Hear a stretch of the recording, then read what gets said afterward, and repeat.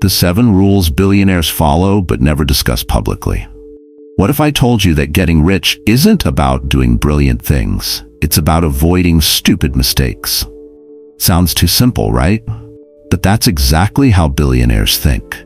Charlie Munger, Warren Buffett's partner for over 50 years, built a $2.6 billion fortune with one core philosophy. I'm not smart enough to make every mistake myself, so I learn from others. He didn't try to be the smartest guy in the room. He just refused to be the stupidest. Here's what nobody tells you.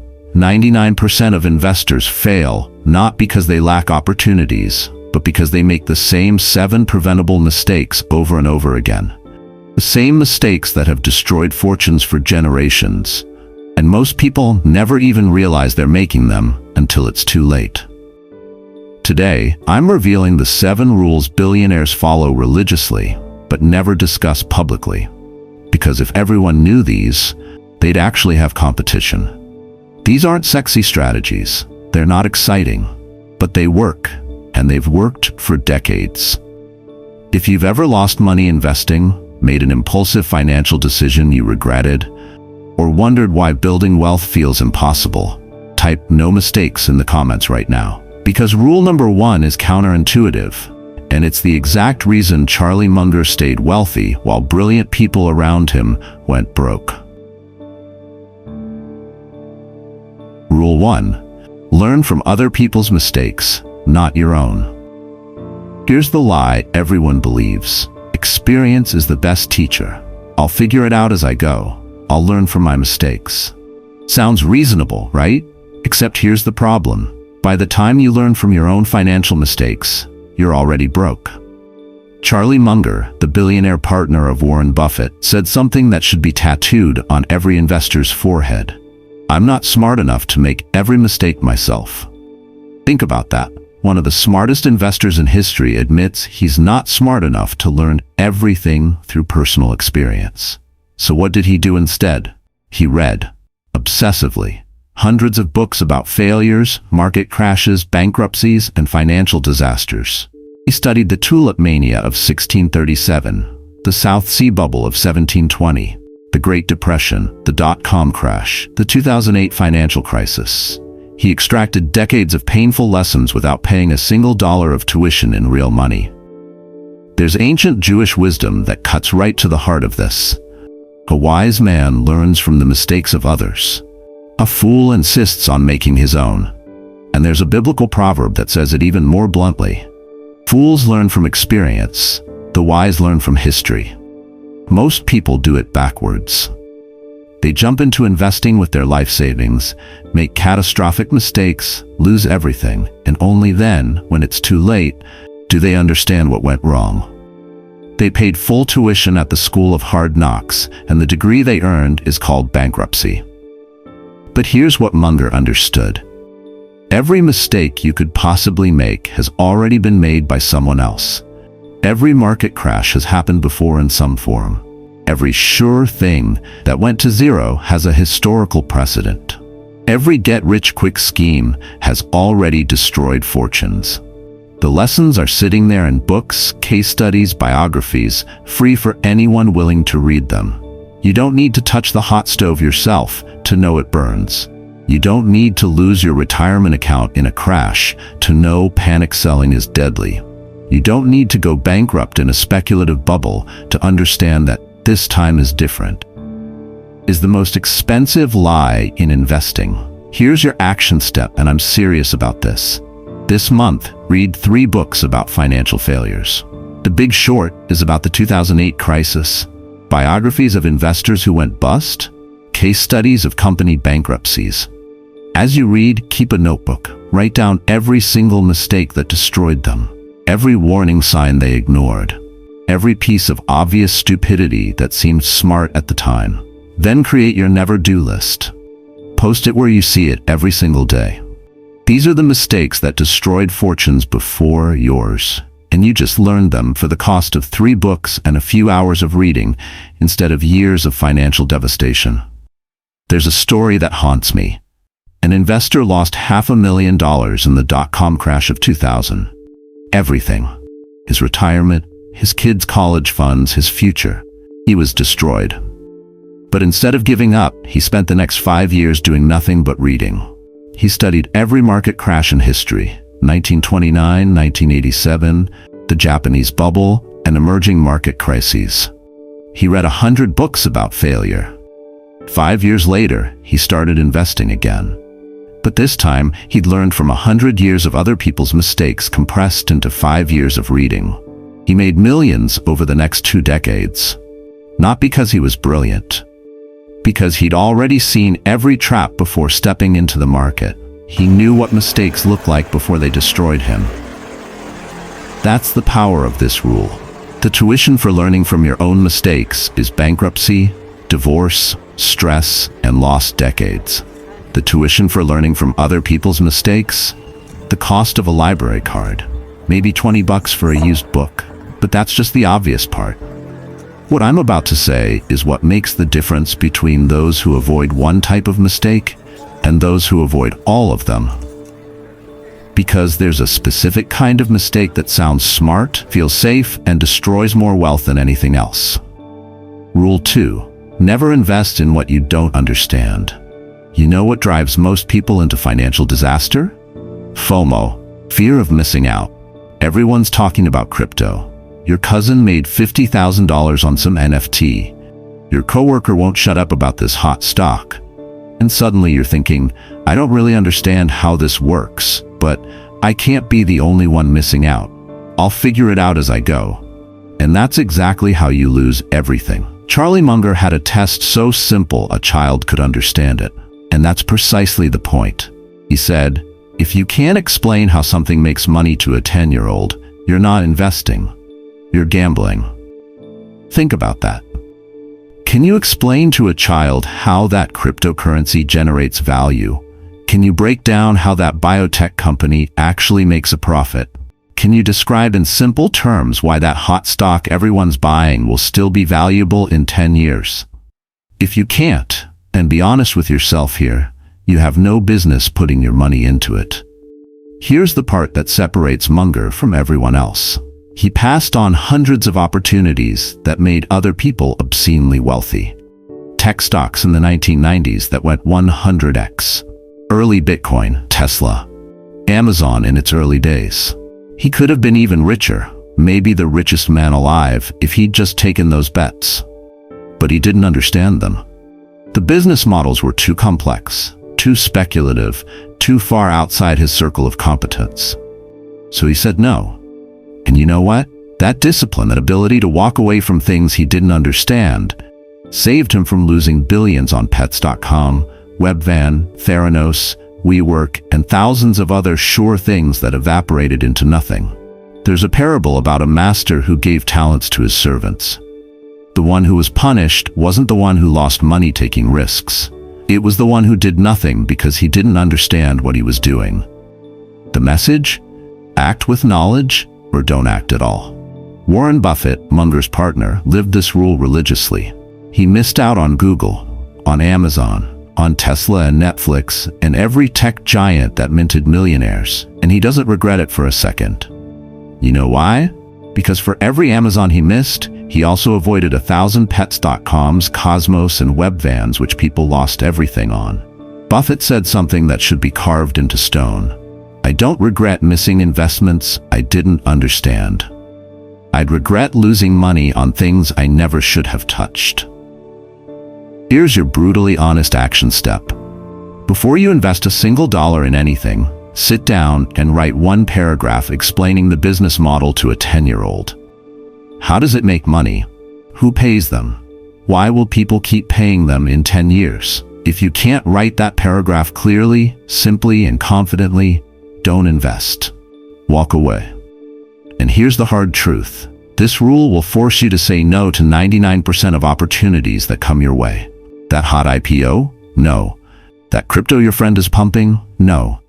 That penny stock with amazing potential? No. That complex derivative your financial advisor is pushing? No. You'll watch other people make money on things you don't understand. You'll feel stupid. You'll feel left behind. But you'll also avoid the inevitable crash when those complex things collapse and take everyone's money with them. Saying no to what you don't understand is the highest form of financial intelligence. Not the flashiest, not the most exciting, but the one that keeps you wealthy when everyone else is explaining to their families why the college fund is gone. And what I'm about to say is what makes the difference between modest wealth and generational fortune. Because even when you understand what you're investing in, there's one psychological trap that destroys more fortunes than anything else. Rule 3. Get rich slow or stay poor forever.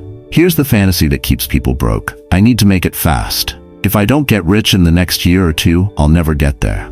I need that one big win that changes everything overnight. So they chase it. Day trading, crypto moonshots, options, penny stocks, lottery tickets disguised as investments. They're desperate for the shortcut, the hack, the secret strategy that turns $10,000 into $1 million by next Tuesday. And you know what happens? They lose everything. Fast. Then they're starting over from zero, chasing the next guaranteed opportunity, riding the same destructive cycle until they're too old to recover. Meanwhile, the actual wealthy people, they got rich so slowly it was boring. So boring that nobody even noticed it happening until decades had passed. Charlie Munger said something that most people hear but don't actually understand. The big money isn't in the trading. It's in the waiting. Not buying and selling. Not timing the market. Not catching the hot stock at the perfect moment. Just waiting. Sitting still. Doing nothing while compound interest does the heavy lifting. Here's the math that changes everything, and I need you to really absorb this. A 20% annual return for 60 years turns $10,000 into $560 million. $560 million. Not from genius stock picks, not from insider information, just from consistent, boring, unglamorous 20% returns compounded over 6 decades. But here's why most people never see that money. They quit.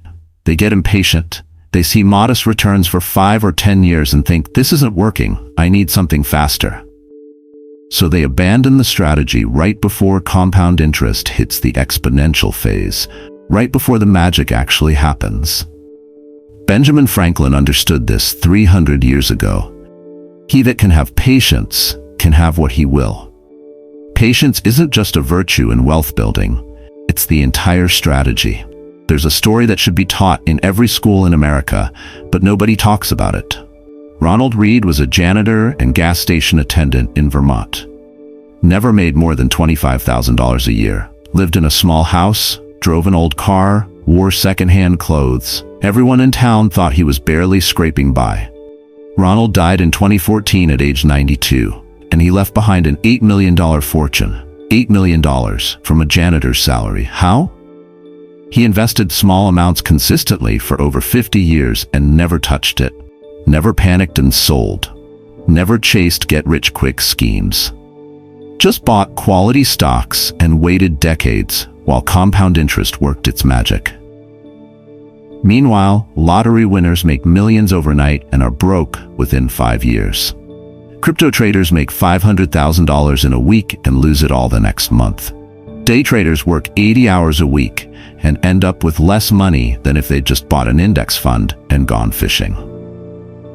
Here's your action step, and this is going to feel uncomfortable because it's the opposite of exciting. Open an investment account today. Not tomorrow, today. Set up an automatic monthly investment, even if it's just $100. Then don't touch it for 20 years minimum. Automate it so completely that you forget it exists. Check it once a year at most. This will feel painfully slow. You'll be tempted to do something, anything, to speed it up. Resist that urge with everything you have, because wealth isn't built in the excitement of trading. It's built in the boring discipline of not trading. The people who get rich quickly usually get poorer quicker. The people who get rich slowly, they stay rich forever, and their kids stay rich, and their grandkids stay rich, because they learned the one lesson that matters most. Time in the market beats timing the market. Every single time. Wait, there's something you need to pay attention to if you don't want to lose everything. Because even if you're patient, even if you understand your investments, There's a mistake hiding in plain sight that financial advisors won't tell you about. And it's quietly stealing your future wealth right now. Rule 4. Over-diversification is for the ignorant. Here's what every financial advisor tells you. Diversify, diversify, diversify. Spread your money across 50 stocks, 10 sectors, and multiple countries. Reduce your risk. It sounds smart. It sounds safe. It sounds like exactly what a responsible investor should do. But Charlie Munger looked at that advice and called it what it really is. Diversification is protection against ignorance. It makes very little sense for those who know what they're doing. Let that sink in. Over-diversification isn't sophisticated risk management. It's an admission that you have no idea what you're doing. You're spreading your bets across everything because you don't actually understand anything well enough to concentrate your money. Here's the truth that separates the wealthy from the perpetually average. If you truly understand 6 to 10 great businesses, really understand them, how they make money, why they'll keep making money, what could destroy them, you don't need 50 stocks. You need those 6 to 10, and that's it. Warren Buffett made 90% of his fortune from 10 investments. 10. Not 100. Not a diversified portfolio that looked like a mutual fund. He put serious money behind his best ideas and let them compound for decades. There's an old proverb that applies perfectly here. He who chases 2 rabbits catches neither. When you spread yourself across 50 investments, you're not reducing risk. You're diluting returns. You can't possibly know all 50 businesses well. You can't track them. You can't understand when something fundamental changes. You're just hoping that the winners outnumber the losers. But here's where Munger's wisdom gets even sharper. If you don't have deep knowledge, and most people don't, then you shouldn't be picking individual stocks at all. Just buy a low-cost S&P 500 index fund and accept market returns. There's no shame in that. In fact, that's smarter than pretending you have expertise you don't possess. The mistake is the middle ground. Owning 30, 40, 50 individual stocks because you think that's what serious investors do. You're not serious, you're pretending. And that pretending is costing you real money. Let me tell you about 2 investors I know. Same starting point, same amount of money, same timeline. Investor A owned 60 stocks because he wanted to be safe and diversified. He couldn't tell you what half of them did or how they made money. He just had a spreadsheet with 60 ticker symbols. Over 20 years, he averaged 7% returns, basically just tracking the market. Investor B owned 8 stocks, just 8, but he studied them obsessively, read every quarterly report, understood their competitive advantages, knew their management teams, could explain each business model to a child. Over the same 20 years, he averaged 23% annually. He built 3 times more wealth than Investor A. The difference wasn't luck. It was concentration backed by knowledge versus diversification backed by fear. Here's your uncomfortable action step. Pull up your portfolio right now. If you own more than 15 individual investments, you're over-diversified. Either consolidate down to your top 6 to 10 highest conviction ideas, the ones you actually understand deeply, or admit you don't have that expertise and move everything into a low-cost index fund. Stop pretending that owning 40 stocks makes you sophisticated. It doesn't. It makes you deluded. Concentration builds wealth. Diversification protects ignorance. The hardest part isn't picking your best ideas. It's having the courage to say, these 6 businesses are the ones I truly understand, and I'm putting serious money behind that conviction. That takes guts. That takes knowledge.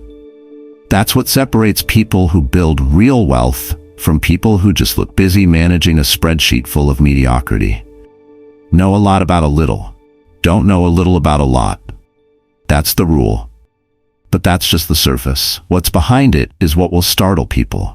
Because even if you concentrate your investments wisely, even if you understand what you own, there's a silent killer eating your wealth every single day, and most people never even notice it's happening. Rule 5. Fees and taxes are silent wealth killers. Nobody talks about this because it's boring. It's not sexy. It doesn't make for exciting conversation at parties. But here's the brutal truth. Fees and taxes will steal more of your wealth than any market crash ever could. And the tragedy is, you won't even see it happening. A 1% or 2% management fee sounds tiny, doesn't it? It's only 1%. That's nothing. Except it's not nothing. Over 30 years, that tiny 1% fee can cost you $300,000 or more. $300,000 that should be in your account, building your future, securing your retirement, gone. Vaporized. Paid to someone else for managing your money. Charlie Munger understood this with crystal clarity. He watched people hand over massive portions of their returns to financial advisors, actively managed funds, and excessive trading costs. And for what? Studies show that after fees, over 90% of actively managed funds underperform simple index funds over 20 years.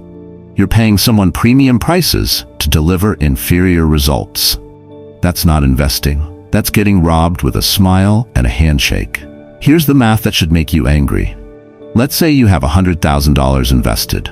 Both of you earn 8% annually before fees over 30 years. Investor A pays 1.5% in management fees and trades frequently, triggering taxes.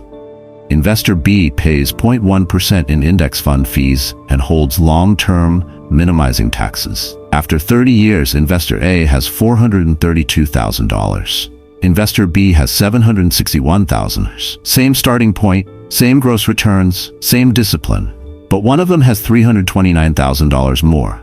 Not because they were smarter, not because they worked harder, just because they didn't hand their money away in fees and taxes. There's ancient Jewish wisdom that says, watch the pennies and the dollars will watch themselves. Every transaction, every trade, every fund expense ratio, every management fee, it's all friction. And friction kills momentum in physics and in wealth building. Think about it this way. Every dollar you pay in unnecessary fees is a dollar that can't compound for the next 30 years. At 8% annual returns, that $1 becomes $10 over 3 decades.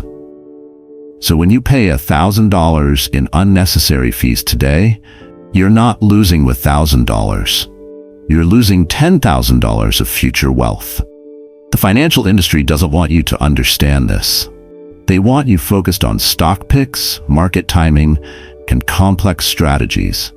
Because if you realize that low-cost index funds beat their expensive services 90% of the time, they'd be out of business.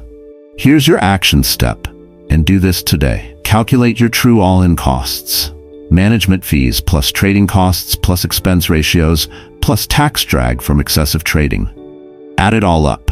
If your total annual cost is over 0.5%, you're being robbed. Then make the switch.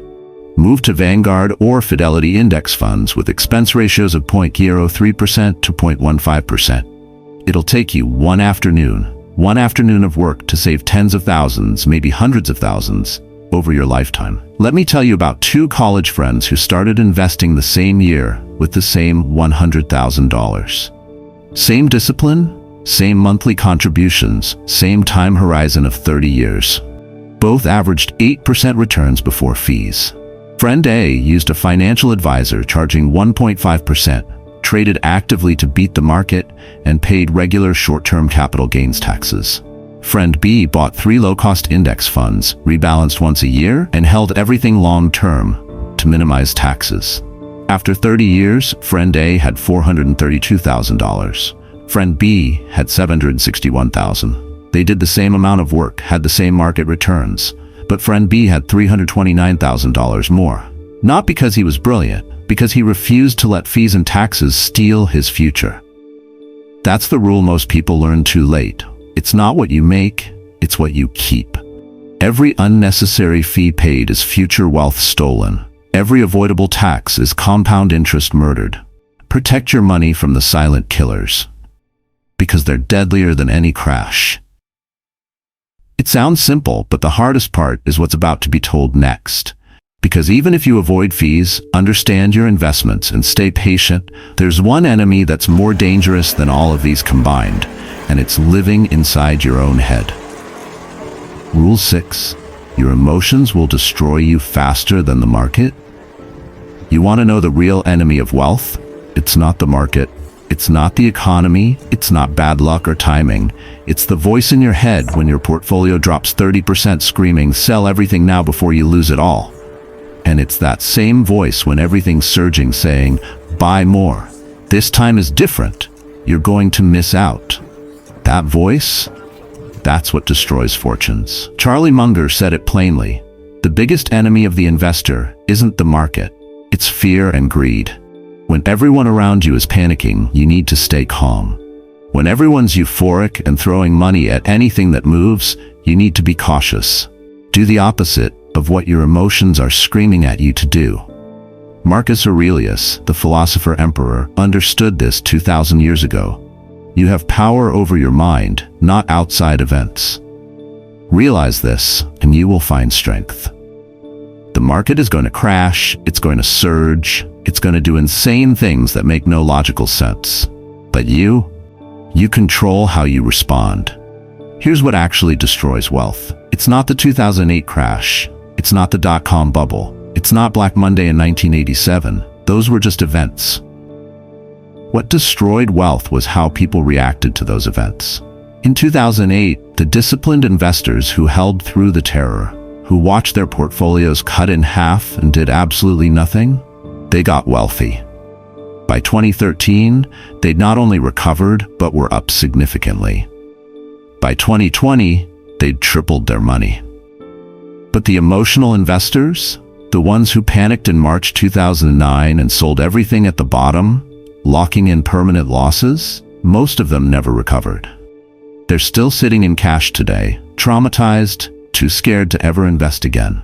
They turned a temporary market downturn into a permanent personal catastrophe. The market didn't destroy them. Their emotions did. And it goes both ways. In late 1999, during the dot-com mania, everyone was euphoric. Grown adults were quitting their jobs to day trade. People were taking out second mortgages to buy tech stocks. Valuations didn't matter. Business models didn't matter. It was pure greed and FOMO. The disciplined investors sat on the sidelines saying, "This is insane." They looked stupid for 2 years while everyone else got rich on paper. But when the bubble popped in 2000, those stupid disciplined investors still had their money. The euphoric crowd wiped out. Here's what you need to understand. You are not rational when money is involved. Nobody is. When you see your net worth drop by $50,000 in a week, your brain goes into survival mode. Ancient instincts take over. Logic shuts down. You become a terrified animal looking for escape. And when you see your neighbor bragging about making $100,000 on crypto, your brain releases the same chemicals as a gambling addict at a slot machine. You can't think straight. You just want in on the action. That's why you need rules. Written rules. Created when your mind is clear and calm, when no money is on the line, when you can think rationally. Here's your action step, and this might save you from financial ruin. Create your investment constitution today. Right now, before the next crash or bubble. Write down your rules for buying, selling, and holding. Make them specific. Examples: I never sell during a market crash. I never buy what strangers on the internet recommend. I hold every investment minimum of 5 years. I ignore all financial news during market volatility. I rebalance once per year only, never more. Write them down, print them out, sign and date them. Frame them on your wall where you'll see them when emotions run hot. Then comes the hard part. When the market crashes and you're watching your life savings evaporate and every fiber of your being is screaming to sell, you pull out that constitution. You read your rules, and you follow them robotically, mechanically, without thinking or feeling. Let me tell you about Michael. In 2008, he watched his portfolio drop 40% in 6 months. He felt physically sick, couldn't sleep, couldn't focus at work. His wife was terrified. Everything in him wanted to sell, to stop the bleeding, to make the pain stop. But years earlier, when times were good, he'd written one simple rule and taped it to his computer. Never sell during panic. The crowd is always wrong at extremes. He forced himself to hold. Didn't sell a single share. It was the hardest thing he'd ever done. By 2013, he hadn't just recovered, he was up 80% from his original investment. Meanwhile, his co-workers who'd sold in panic were still sitting on cash, having missed the entire recovery. They're still not back to where they were in 2007. Michael told me something I'll never forget. My written rules saved me from myself. I didn't trust my discipline or my emotions. I trusted the rules I made when I was thinking clearly. That's what kept me wealthy. That's the principle. Discipline beats emotion. Strategy beats reaction. The patient predator beats the panicked prey. Your emotions will lie to you. They'll tell you to sell at the bottom and buy at the top. They'll make temporary problems feel permanent. They'll turn modest gains into greedy reaches for more. Don't trust them. Trust the rules you wrote when you were calm. Don't jump to conclusions, because what comes next can change your perspective completely.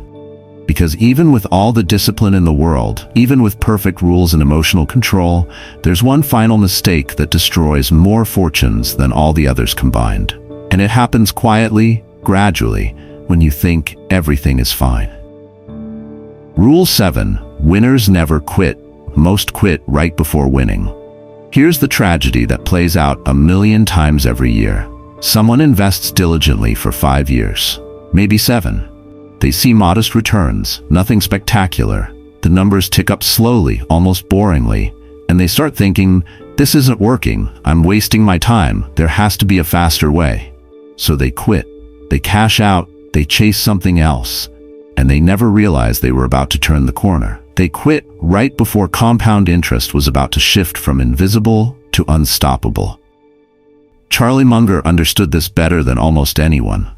The big money comes after 20 to 30 years, but most people quit at year 5, right before compound interest starts accelerating into the exponential phase. Here's what people don't understand about compound growth. It's invisible for years. Painfully, frustratingly invisible. You put money in, watch it grow slowly, and think, at this rate I'll never get there. But compound interest isn't linear, it's exponential. The first decade feels like nothing. In the second decade, you start noticing real growth. The third decade, life-changing. The fourth decade, generational wealth. But 90% of people quit in the first decade. They never see the magic because they don't stick around long enough for it to happen. There's a parable about Chinese bamboo that perfectly captures this. You plant the seed, water it every day, fertilize the soil, care for it meticulously, and for 5 years you see absolutely nothing. No growth, no shoots, no sign that anything is happening, just dirt. Most people give up by year 3, convinced they wasted their time on dead seeds. But in year 6, that bamboo shoots up 90 feet in 6 weeks. 90 feet. Because it wasn't doing anything for 5 years. It was building a massive root system underground, invisible to everyone watching. That's compound interest. For years, you're building roots. It doesn't look impressive. Your friends who are day trading seem to be doing better. Your neighbor who bought crypto is bragging about quick gains. And you're sitting there with your boring index fund, thinking you're falling behind. But you're not falling behind. You're building roots. And when year 15 or 20 hits, you explode upward, while everyone else is still scrambling, still starting over, still chasing the next quick hit. Charlie Munger said something that should be written in stone. You don't need to be smart, you just need to not be stupid and not quit. That's the entire formula. Not be stupid, avoid the 6 mistakes we already talked about, and not quit. Stay in the game long enough for compound interest to work. That's it. That's the secret billionaires don't talk about. Not because it's complicated, but because it's too simple and too hard. Simple to understand, brutally hard to execute. Here's your action step, and this one requires real commitment. Make a 30-year promise today. Not, I'll try this for a year and see how it goes.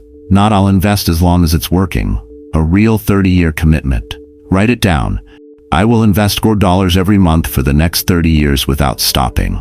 Regardless of crashes, fear, market noise, or what everyone around me is doing. Sign it. Date it. Keep it somewhere you'll see it during the inevitable moments when you want to quit.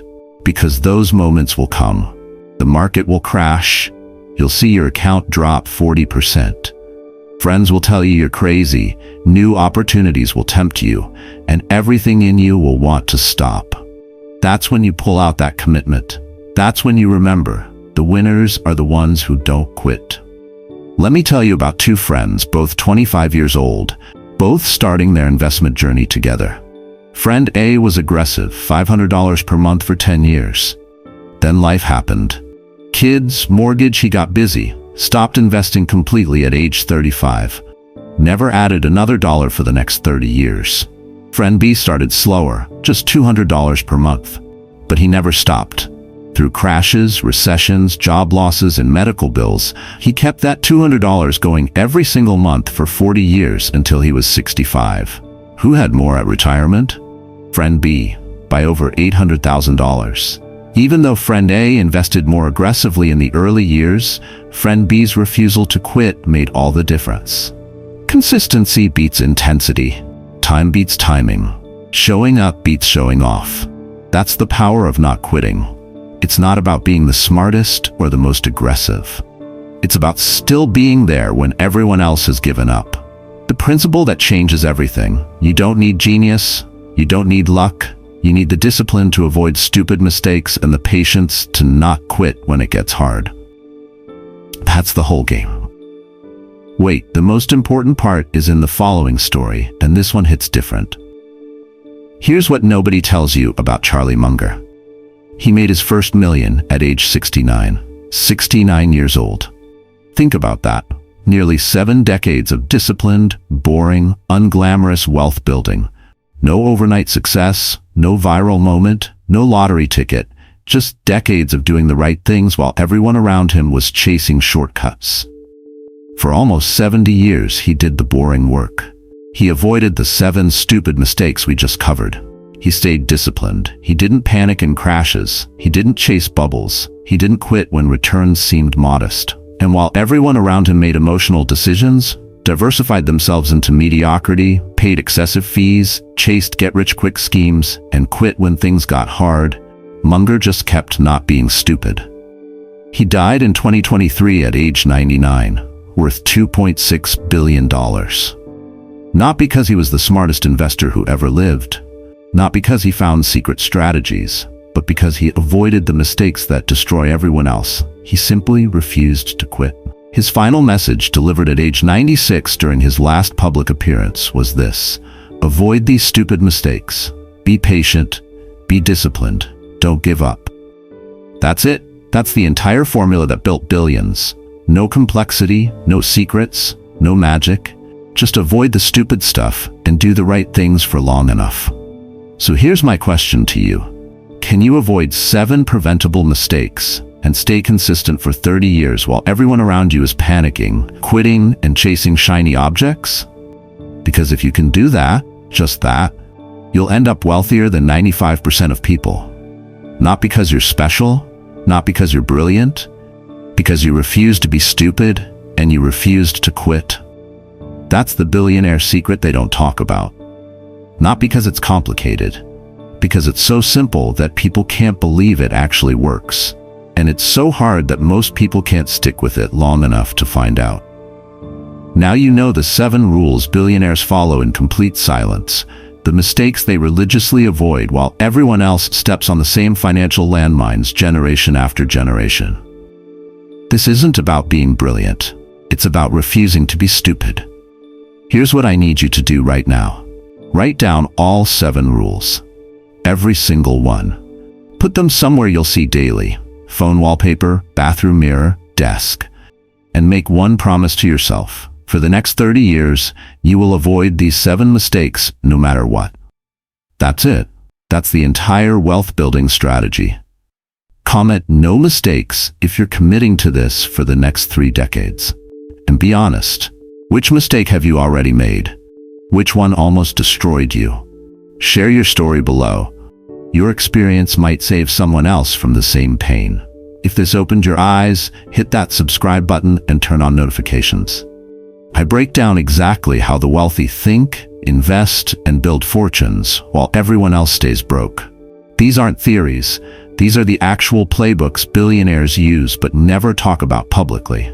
Remember Charlie Munger's final wisdom: you don't need to be brilliant, you just need to avoid being stupid and refuse to quit. Most people fail not from lack of opportunity, but from making preventable mistakes and giving up too soon. Don't be most people. Avoid the stupid. Stay consistent. Let time do the work. Your future wealthy self, the one 30 years from now, is watching right now. Make them proud.